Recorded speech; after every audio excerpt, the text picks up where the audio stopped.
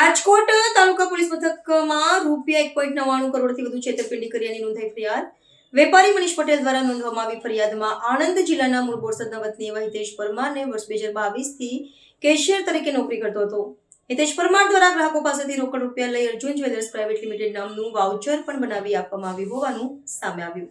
નાનામા road તેમજ Mavdi road ખાતે તેમજ જામનગર ખાતે અર્જુન જ્વેલર્સના શોરૂમ, સોના ચાંદીના દાગીનાના શોરૂમ આવેલ છે.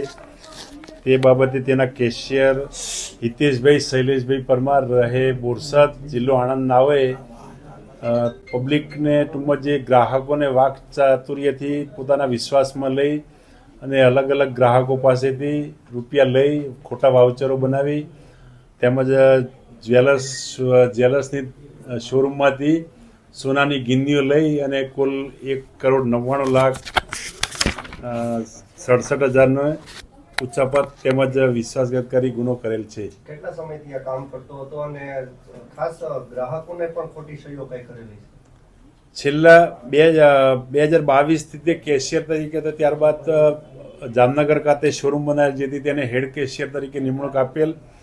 તેમજ ગ્રાહકોના ખોટા વાઉચરો બનાવી અને અલગ અલગ એમાઉન્ટ જમા કરી અને પોતાના અંગત ઉપયોગ માટે લઈ અને વિશ્વાસઘાત કરેલ છે. હાલ અત્યારે તપાસ કઈ દિશા તરફ ચાલે છે? સાથી કોઈ કર્મીઓની સંડોવણી છે કે? હાલ તો તપાસ ગઈકાલે ફરિયાદ થઈ BNS કલમ 316(4), 336(2), 336(3), 338 તેમજ BNS કલમ 340(2) મુજબ ગુનો દાખલ કરી આગળની તપાસ ચાલુ છે. સર, આજે બોગસ દસ્તાવેજની જે વાત છે એની આખો મામલો શું છે? કઈ રીતે માલિકને વિશ્વાસમાં લીધા છે? ખોટી સહીઓ કરી ગ્રાહકોને તેમજ એ રીતના ખોટા વાઉચરો બનાવી અને ગ્રાહકોને આપેલ, જે ખોટા દસ્તાવેજની એમાં કલમો લગાડેલ છે. ગ્રાહક દ્વારા કોઈ ફરિયાદ કરવામાં આવી છે? ગ્રાહક દ્વારા ફરિયાદ નહીં કરવામાં. ગ્રાહકો જ્યારે આને છૂટો કર્યો ત્યાર પછી 1 અઠવાડિયા પછી 3 ગ્રાહકો અંકિતાબેન રૈયાણી, ચિરાગભાઈ વલ્લભભાઈ ખૂંટ તેમજ વિમલભાઈ ધીરુભાઈ ખૂંટ નાઓ અર્જુન જ્વેલર્સ ખાતે જઈને વાઉચરો બતાવતા કે ભાઈ અમારે આટલું સોનું લેવાનું છે.